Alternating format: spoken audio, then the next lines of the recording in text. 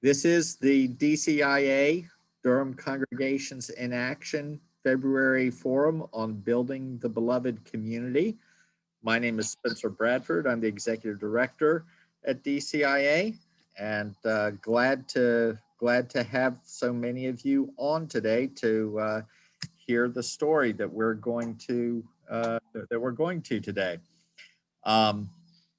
DCIA, as part of its work for 2021, has launched an initiative called Building the Beloved Community, inviting faith communities in the Durham area to begin relationships with congregations of different racial and ethnic their own.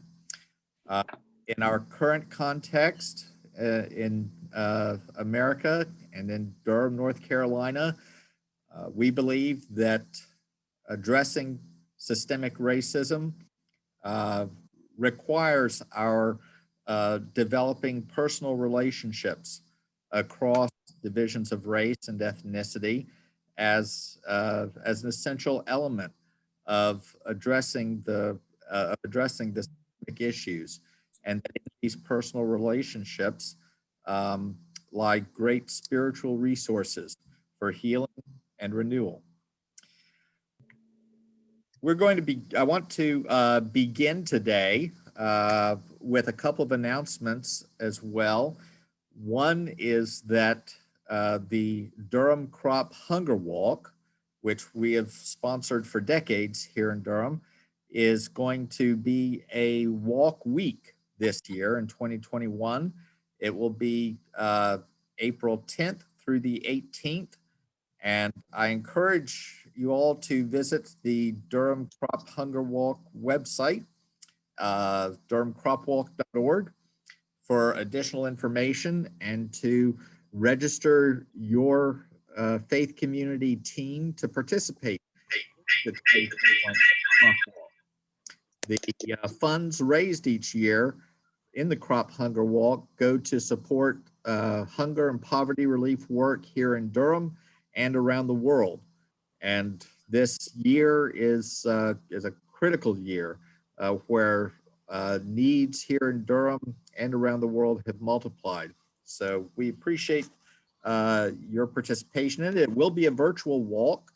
We are encouraging and supporting teams to do walking all that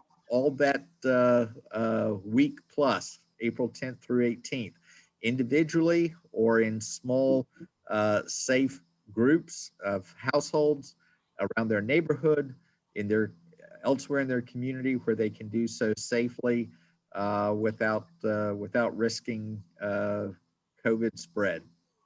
So we are also having 2 trainings for team leaders next week, March 4th, Thursday, March 4th, from 7 to 8, and Saturday, March 6th, from 10 a.m. to noon. Both of those will be online on Zoom. And if you received our news email yesterday, you'll find additional information about the Zoom links on there. If you do not receive our news email, please enter your email address into the chat and I will add you onto that. Or if you just want to request information just about the Crop Walk trainings next week, please let me know and we'll send that specific information to you. So that is, I also want to point organizations to our website, dcia.org, where we have an announcement about micro grants that we are making to food relief programs in the community. We have received funds from Durham County to make $56,000 in micro grants to food security programs, food relief programs, serving primarily Black and Brown communities in Durham to try to address some of the communities that have been hit hardest by the COVID crisis. So, uh,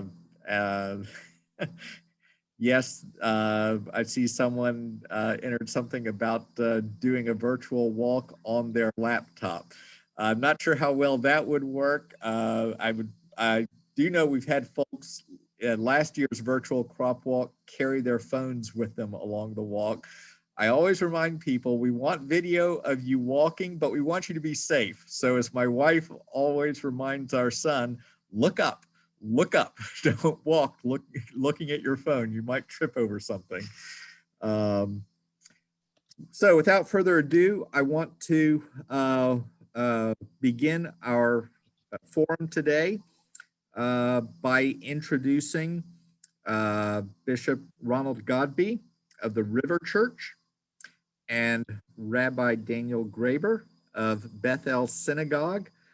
I want to, we very much appreciate each of them agreeing to speak together here today to share some of the journey that they as clergy and that their congregations as faith communities have been on these last few years.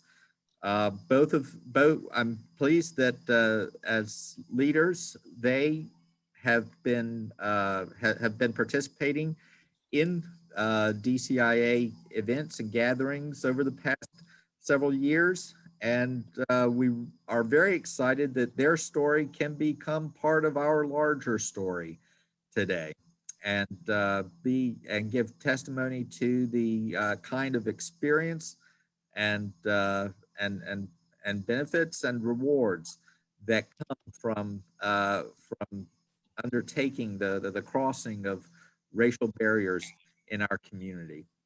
So I'm just going to step back for a bit, remind everybody to please mute yourselves, other than the rabbi and the bishop, and invite Daniel and Ronald to please share your story with us. Thanks for being here today. Spencer, thank you so much for allowing us the privilege and the opportunity to share with the DCIA community.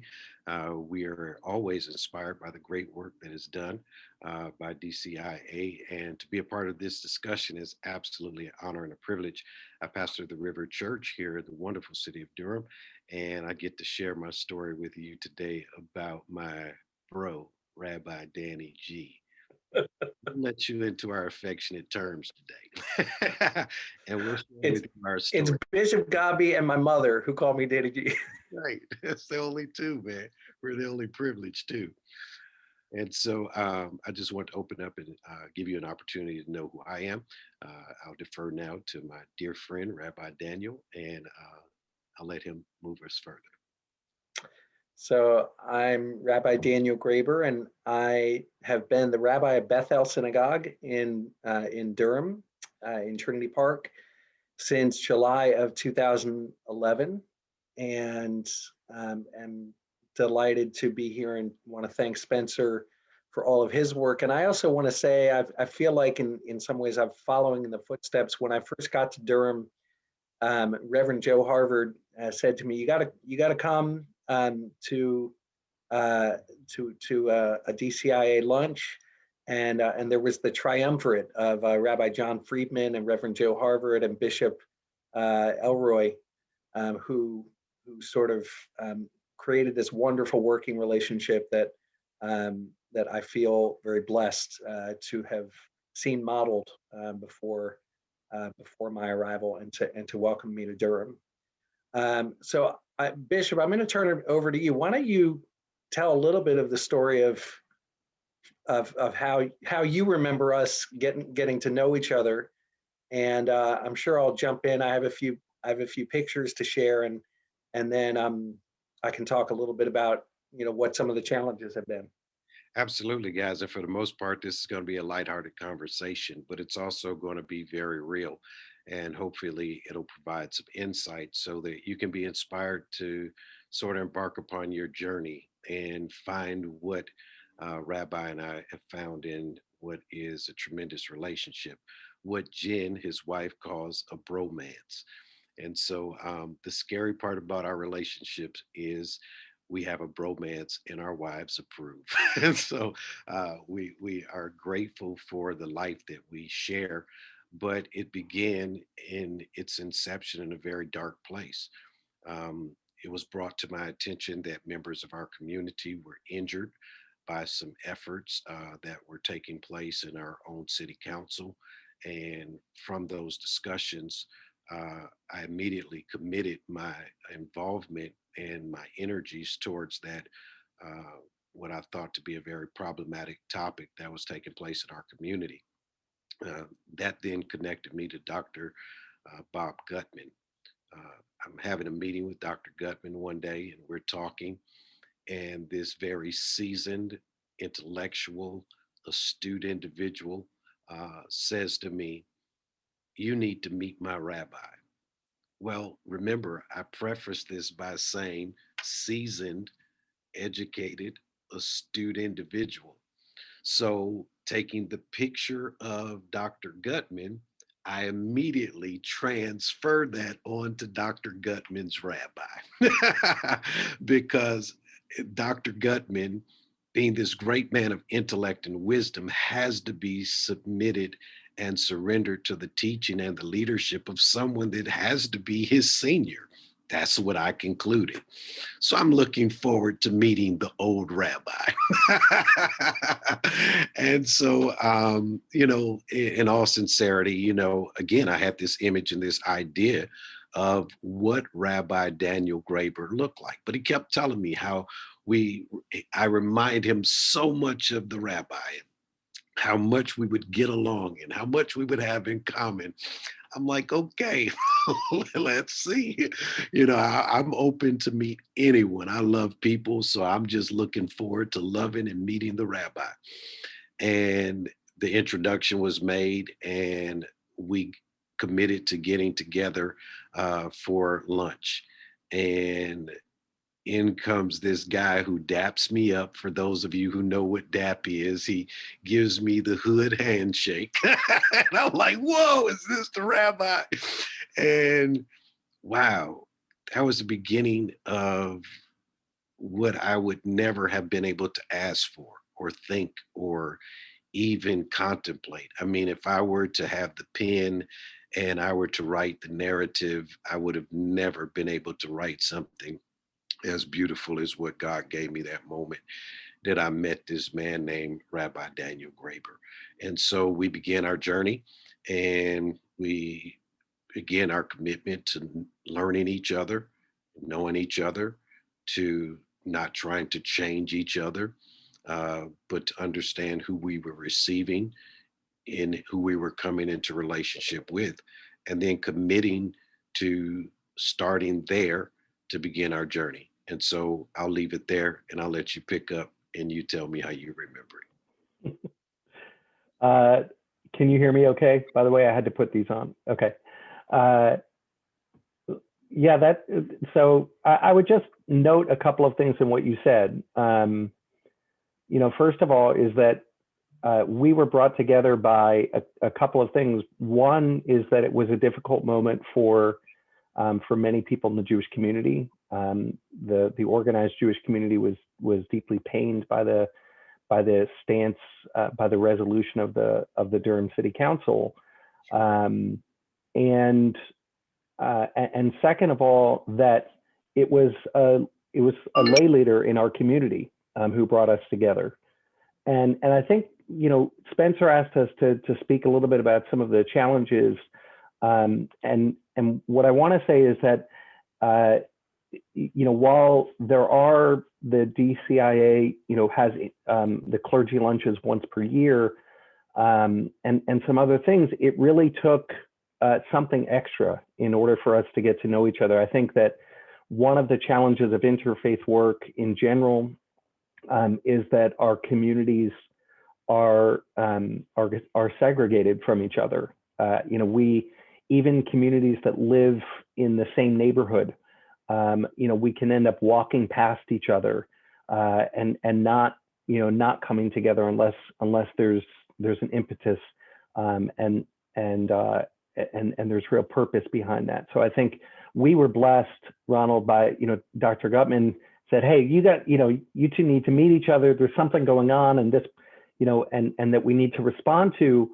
And that was a blessing because it was put before us and brought us together in a way that I think if you don't take the time to do this sort of work, it doesn't happen because there's an inertia. You just get caught up in the rhythms of your own community and everything that all of us are doing in our own institutions. Bishop and I enjoyed that lunch too. That was, it was a lot of fun, and I didn't know that I didn't know what your expectations were, so I was just going to have a nice lunch. Another key thing, in addition to the work that we started to do, I think the fact that this happened so quickly was a little bit strange, but there was a national organization called, or a national program called Interfaith Partners for Peace that I had heard about, and they were bringing together rabbis and African-American pastors from the same cities to go to Israel on a trip together. And soon after that became, that was sort of put in front of me, and I contacted, we'd had a nice lunch and had done a little bit, but we really hadn't brought our communities together. And I said, hey, Ronald, we have this great opportunity. Would you want to go to Israel together? And you took the plunge and said yes. By the way, when he said yes, we did not know he was agreeing to be my roommate on the trip. That changed the decision. It was, Not as a way of hiding things from us. That's right. And I will, just while we're here, I did a little bit of preparation. I'm gonna just share a couple of. I'm gonna share my screen and pull up. Let's see, here it is. Just a few pictures. Actually, this is not from our trip. I'll show you one from our trip. So we had the opportunity. We went to the church in Bethlehem, the Church of the Nativity, and this is Bishop Godbee along with Chris Harrison and Aramis and a couple of Carlos and a couple of other folks from the trip. That was just, it was life-changing. It was a beautiful, beautiful trip. I'll show you one other photo from that trip that I have. We were there during an Ethiopian Jewish holiday called Sikht, and met my friend Zahava, who's an Ethiopian and Israeli, and we went out to a show, and you can see some of the lights from the show in back of us. But we had a wonderful trip, and just that opportunity to get away and to get to know each other on the road and in the company of each other was beautiful.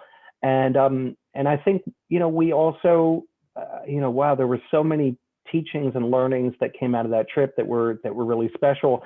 I feel like it gave us the fuel to come back and to really start building the relationships between our communities. Bishop, why don't I turn it back over to you, and you can sort of talk about some of the things that we did when we got back. Yeah, but let's drill down a little bit on the trip. When we went to Jerusalem, it was for me again a life-altering experience. It was one that, it was an opportunity for me to go to the place that is the foundation, the birthplace of my faith.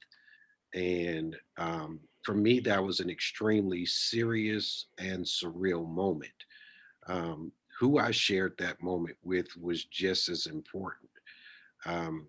There were opportunities for me to discover things about Rabbi in those moments that, help shape and define, I think, the direction of our relationship, the level of intimacy and transparency and the commitment to the journey, I think really came from being in that sacred and holy space. Again, I was baptized in the Jordan, and Rabbi was there to hug me and embrace me and to share that moment with me. Moments of great conflict as I stood at the place where my Lord and Savior was crucified, and to be able to have all of these emotional moments that challenge me in many ways, and to be able to share them with someone that was not of my faith group, someone that was not part of my ethnic upbringing, to be able to see things through his eyes and experience them through his lenses as he watched me go on this journey that I'd never been on before. It was something that, Ronald, I'll just say to you, I've been to Israel, more than a dozen times. right. There were certainly experiences. I had not, been to a baptism at the Jordan River, but also many places in Israel and holy sites in Israel that I had never seen before. And so that, I think both of us were sharing in the newness of that. Yeah, and we're being challenged and stretched together, so when we talk about, being intentional with bringing these communities together, I think that it's just that the building calls calls for us to be intentional and purposeful. And And I want to say something about the beginning of the trip. yeah, Because and I do, Spencer wanted us to make sure it wasn't all rainbows and butterflies. So I'll throw this out there. there's a lot of Yeah. I was up to that part. So I remember for various reasons I met the group. I didn't fly with the group to Israel. Mhm. And forgive me, there's a little background noise. I hope you can still hear me. I didn't fly with the group to Israel. I flew separately and ended up meeting the group. And I remember when I got on the bus, I gave you a hug and we sort of checked in with each other. And you told me, I heard one of the first things that I heard about was the screening at the airport Sure. that was not fun. Those of you who haven't traveled to Israel, you should know that in addition to the American, whatever they call that, screening, Mhm. every flight that goes to Israel has an added level of screening, which is done by the Israeli government because of concerns about terrorism. And you, as African, you said to me that it was the African American men Mhm. who had been pulled out, and that was one of those moments for me when you told me about that. You said you're almost just gonna turn around and just say I don't need this. Right. Thankfully, you were there in Israel, and there was a piece of me that was, like my hope was that Israel would sort of, be, perfect for you and that everything would be right. And I needed to listen to your experience and begin this learning of what does it mean to walk through the world as an African-American man. Yeah. Right. Yeah. And I needed to just sort of, instead of try to explain that away, I just needed to be present with that and to say, to recognize, to feel that pain and that embarrassment for a place that I love so much, but which had let me down in hearing about your experience. Yeah, and that's the thing, again, with all that was beautiful about it, there was this tension, and there were these built-in um, um, just experiences that really called for commitment, and again called for us to intentionally go beyond the things that were pushing back against us. And so that's what I was getting to, like with all the beautiful and with all the first and with all of the memorable moments, with that was built in tension. Again, I'm experiencing this with someone who carries a different belief system than mine, with someone who may not have had the same experiences as I've had. And again, we have to be extremely intentional with talking through, walking through those moments, and committing ourselves to truth and transparency. And that's what I did with Rabbi. Was the things I didn't like, I told him. The things that were disappointing, I told him. The things that I wasn't expecting, I told him. And then we came to moments like at Yad Vashem, where we both walked in and we saw a picture of a Jewish gentleman hanging from a tree, and we all gathered and recognized that with all of the differences, that we were intimately connected through the pain of our past, because a lot of the imageries and the injustices were ideas that were shared. And so then we started discovering, how much our experiences were alike, and how many of the atrocities and the tragedies and the trauma that united us and connected us was a common thread through our experiences. And we were able to, again, continue to commit to this tension, to create trajectory for us and to launch us into a place that we had never been before. And so the beauty of this, contrasting moment was really what birthed what's in your face and what we're talking about now.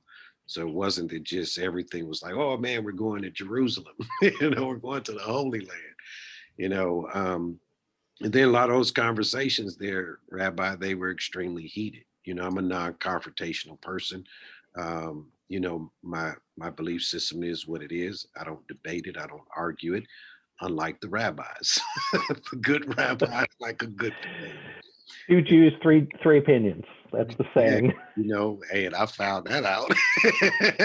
And so there were some discussions that I just didn't choose to participate in. And that sort of at times made me the outcast of the group. But thank God I had my Rabbi Danny G there to accept me and understand. Well, and I'll jump in with a couple of pieces. Number one, that moment, just for those who don't know, Yad Vashem is Israel's museum in memory of the Holocaust and the events of World War II. And we did, have that moment, as we saw that picture. And I remember, at the end of the museum, there's a hall of memory.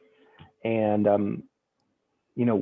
for those of you who have, if you've never been to Yad Vashem or to the U.S. Holocaust Memorial, it's a very, very emotional experience. And at the end, I just broke down and lost it as I contemplated, the enormity of the loss and the evil. And I will never forget being surrounded by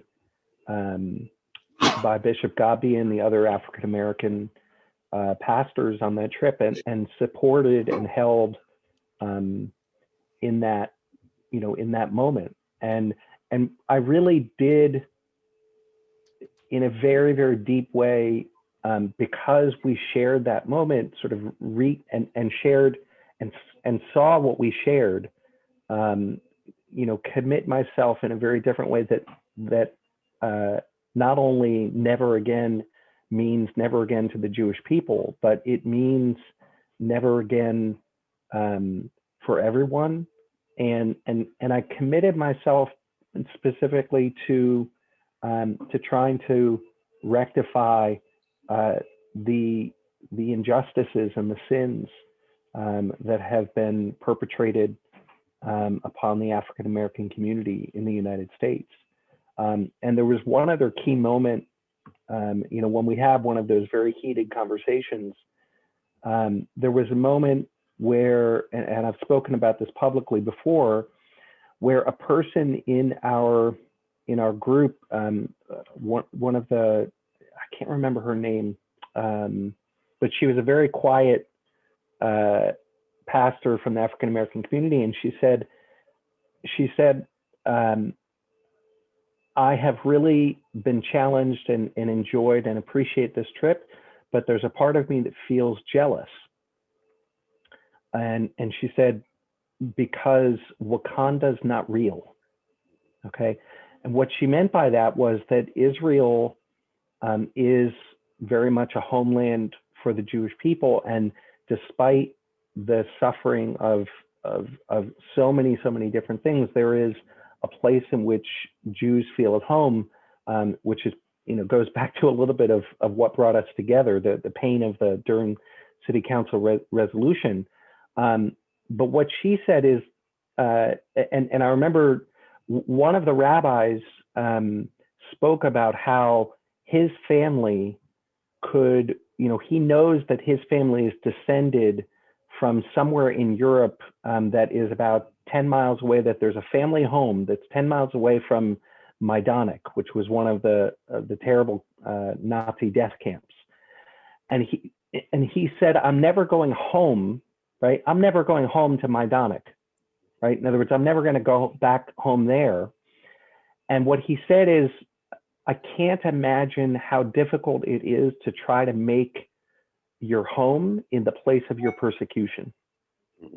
And I've never forgotten that insight, that to me, the experience, it's not the only experience of African Americans, but the experience of African Americans has been, this is a place, when we drive around, to South Carolina, my family and I went to South Carolina, and you can go to a slave plantation, right?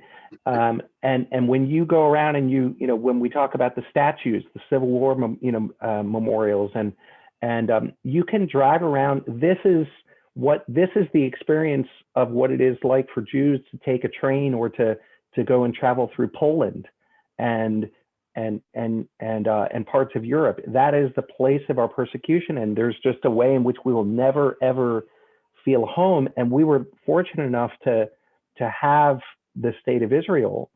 But what she was saying is, Wakanda is not real. I don't have anywhere I can go home to, right? And I have to try to make myself feel at home in a place that was for my ancestors, a place of persecution.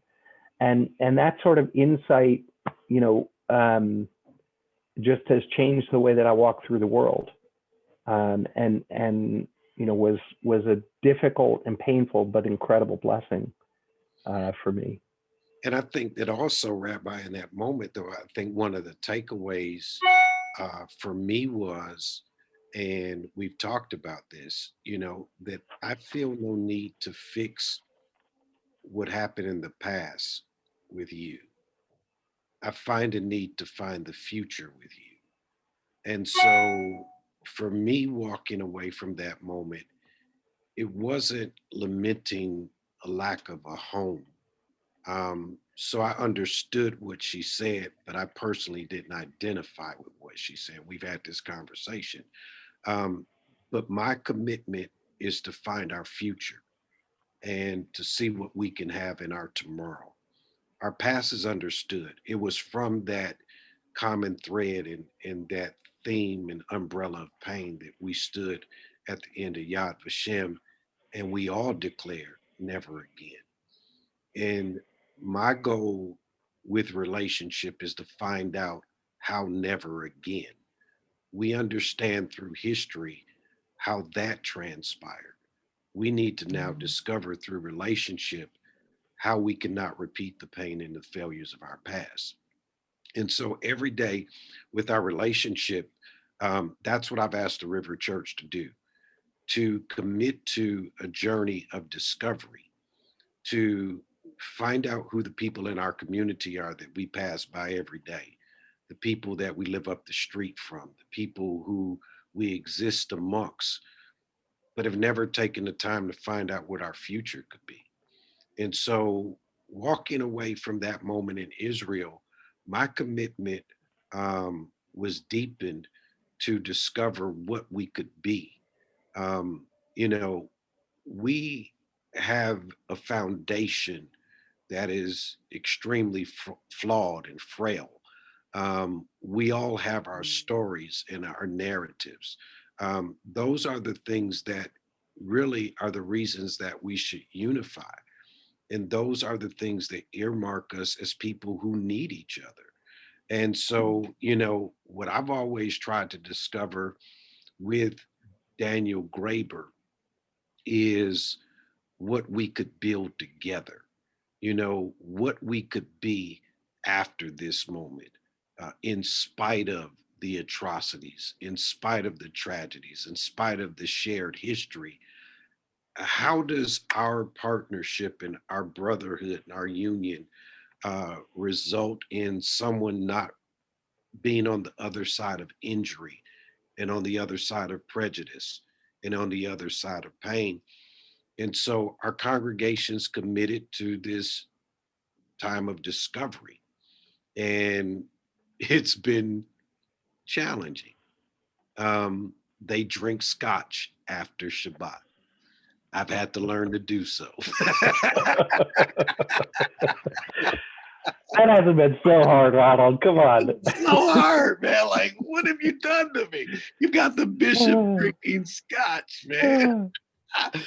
But just one of the little nuances and challenges, that, again, sometimes we don't think about, but, just these little things, these little barriers that keep us from knowing who labors amongst us. And so, I've actually had people in Bethel tell me, it's the first time I've had a conversation with a Black man. I mean, honestly.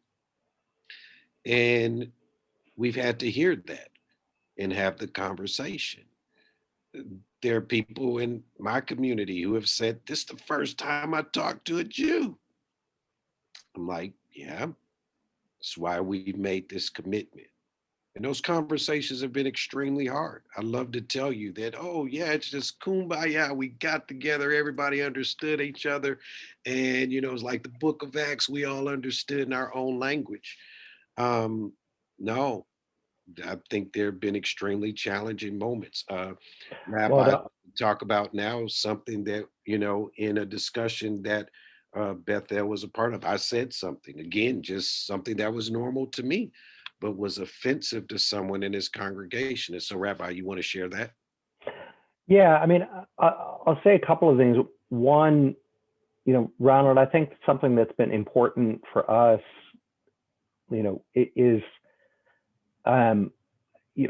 you don't, and I've said this to you and you've said this to me, Ronald doesn't represent every Black person in the world, right? And I appreciated what you said, that woman said that at, around the Shabbat table, and that didn't speak for you, or didn't, it wasn't something that, that wasn't what you needed to bring to the table. And I just try to be, I think that part of what's worked is not thinking about this as, yes, this is our racial work, right? Like, but this is about Bethel and the river. This is about our communities, and just, understanding that race is a part of it, but it's, but trying not to sort of, the Jewish people, Bethel doesn't represent every Jewish person in the world, and doesn't represent Judaism, and you don't represent, Christianity or every Black person in the world. And also, but also recognizing that, like, when there are things that happen, so, when Black Lives Matter, was unfolding last summer, and when there were these terrible, moments, our communities, reached out, and you came and spoke with Bethel, and we tried to stand in solidarity as you did with us, after Pittsburgh, but to not have that be the defining or the only thing about it, about the relationship. Just one challenge, Bethel did show up. One of the things that we did is we came to each other's services. So, the river came to a Friday night service, and they had never, we don't have instruments, but we tried to bring the Ruach, we tried to bring the Spirit, but very different, very different styles of worship, and all of our service was all in Hebrew. And then we came to the bishop, we came to the river, and, wow, as you said, there was hooping and hollering, and, and a band, and, just a very different style of leadership. And there was a moment where, I don't think it's when we were there in person, but I encouraged everybody to log on to your Sunday morning service. And you were speaking about with your community about financial, about taking care of each other, and taking care of each other in terms of the generations, and sort of, passing on generational wealth. Mm-hmm. And correct me if I'm wrong, but you said something like, when a Jewish person comes into the world, that, there's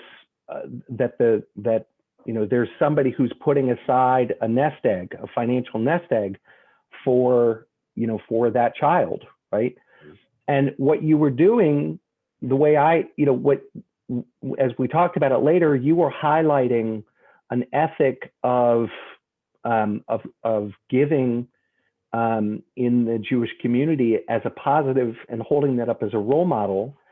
And for Jews, there are stereotypes around Jews and money that are oftentimes employed by people with anti-Semitic intent. And there was somebody in my community who wrote to me and said, my parents were survivors of the Holocaust, and they came here with $20, and this person was concerned that it would sound like there was some sort of Jewish cabal or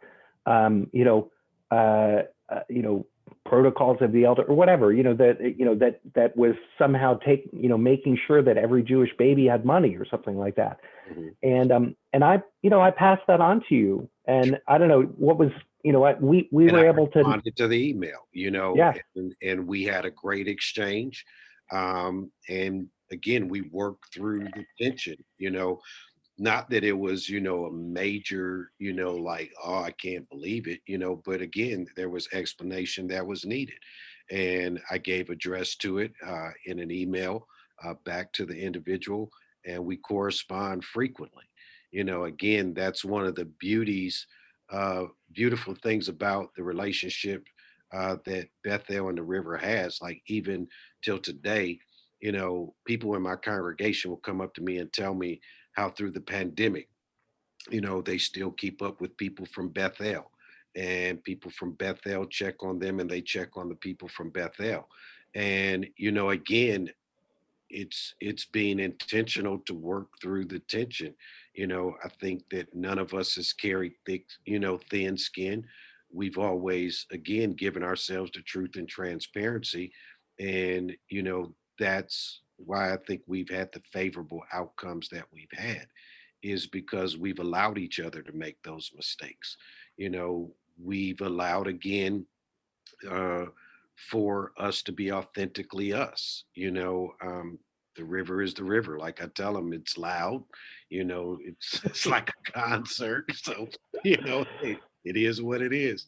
And they didn't ask us to be anything different, nor have we ever asked for them to give us anything but the authentic experience that we desire to have when we're in the Bethel, when we're in Bethel Synagogue. And so, the respect that's given of each other's faith, I think it's a beautiful thing. And so I know that at 12:45 we want to open up for questions, but hopefully that puts us on a path for questions. Well, thanks. I do want to invite individuals, if you've got a question, to put it in the chat or raise your hand, and we'll have some time for sharing and conversation here. I wanted to start by asking, first of all, thanking both of you for your transparency and your openness here today, and being willing to share some of the high spots and the challenges of the relationship that you and your congregations have developed. Something that has come up in discussion with other communities that have undertaken this kind of journey has been the role of food. And I'm glad that you each addressed the mutual sharing in one another's communities' worship experiences. I was wondering if y'all would be willing to comment on the place and experience of eating together at one another's tables as well. So I have about 30 extra pounds that have been put on by Bethel specifically I've been invited to more celebratory moments in the homes of members of the Bethel community that, again, my wife and I have sat and we have supped on the wisdom, the conversation, just the love, and just the most amazing food that one could possibly indulge in.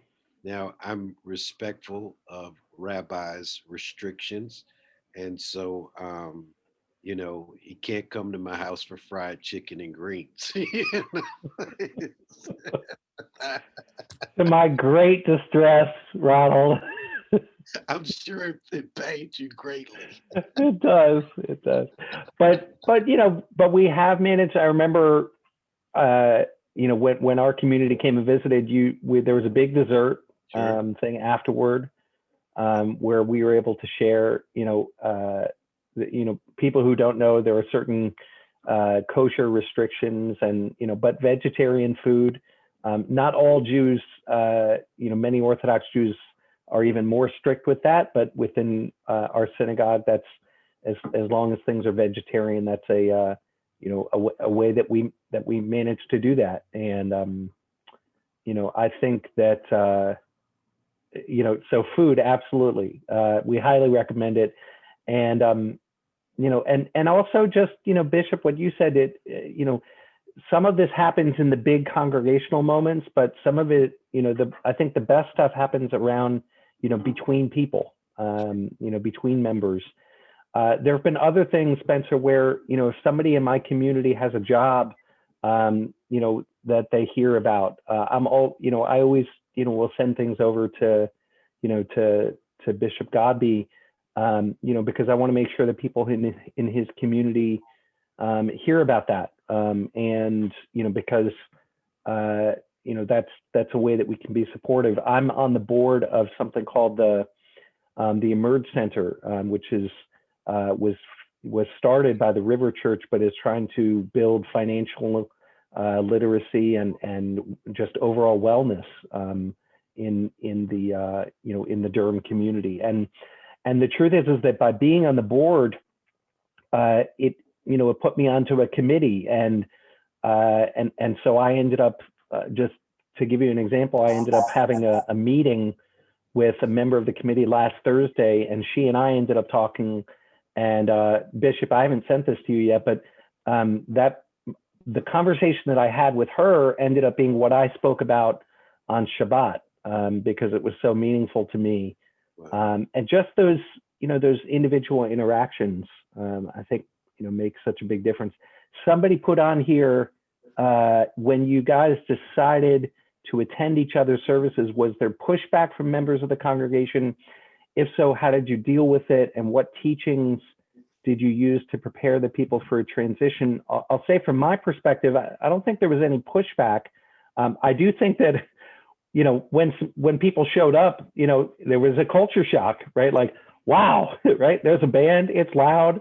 And I do think that the truth is that there were certain moments where, when prayers are offered, as an example, in the name of Jesus, that's not something that I can say amen to, right? Because I don't understand Jesus as the Messiah. And so, but I also, celebrate in your faith, right? And so I think that some of that is just, people had questions about, well, what does it mean for me to be present for something like this? What can I participate in and what can I not?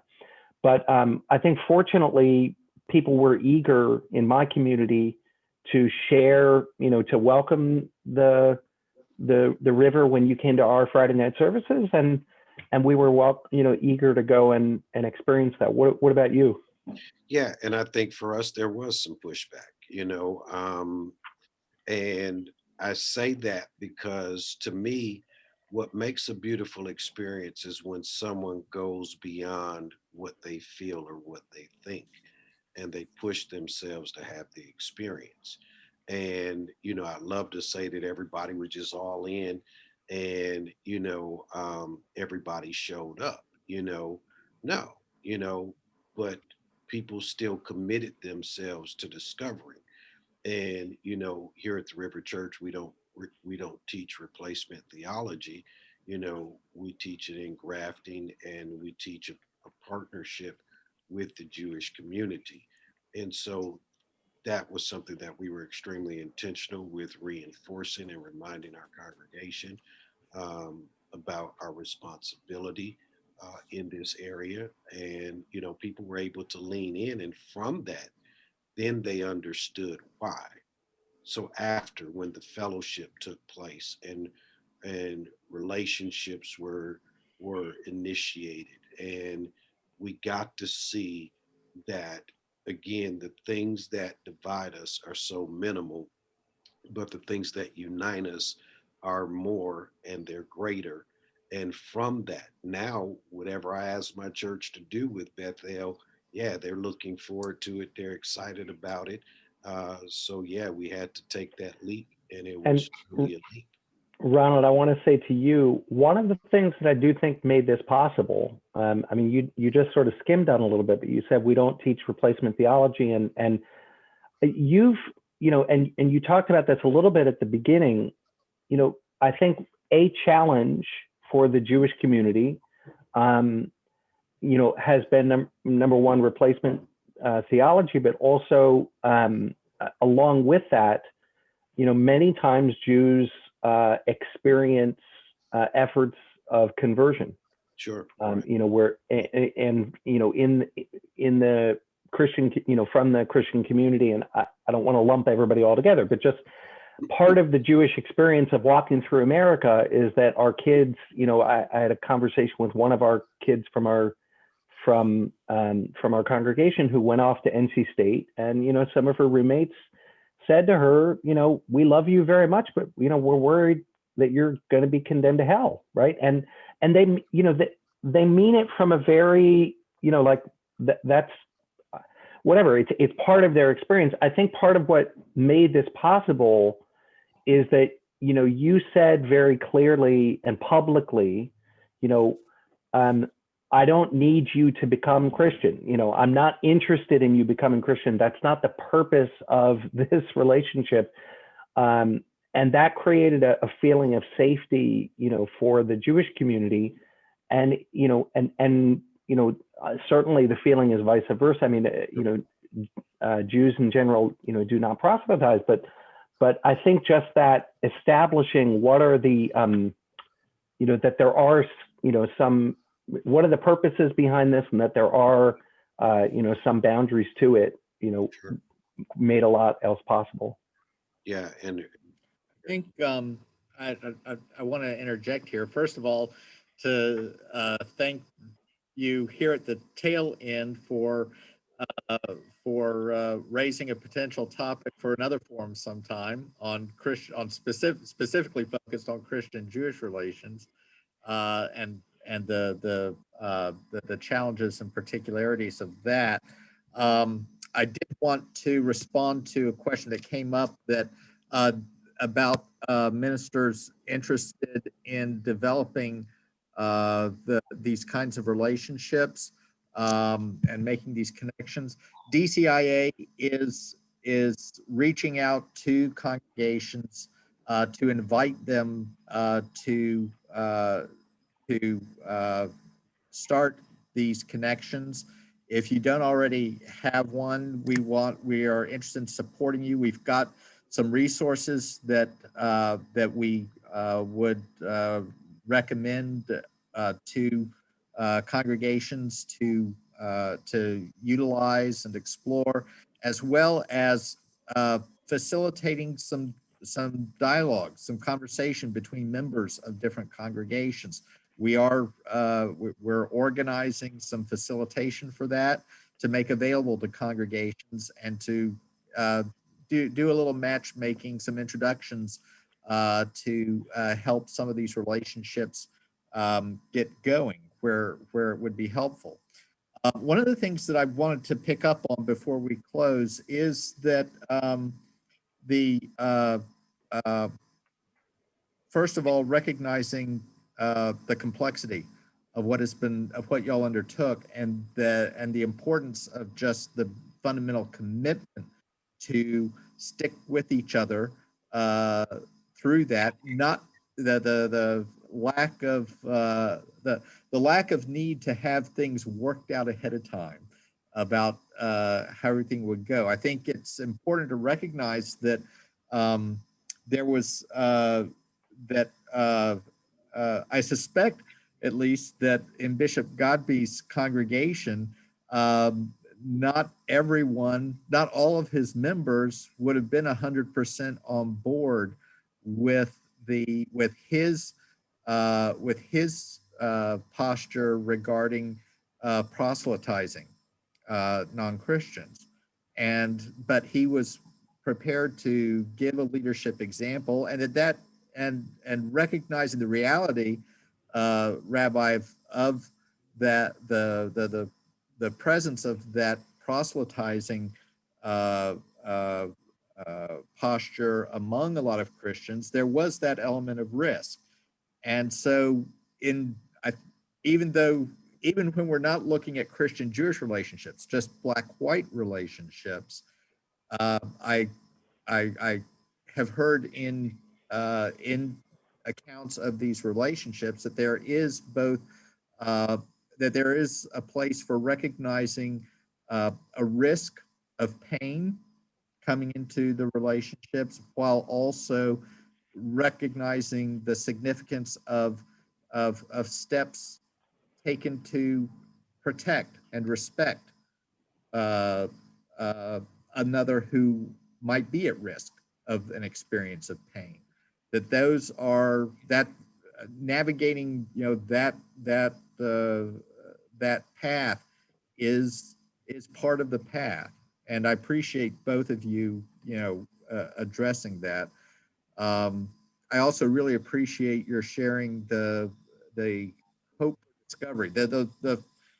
What you said, Rabbi, about not being able to say Amen to the prayers in Jesus' name, I think offers a significant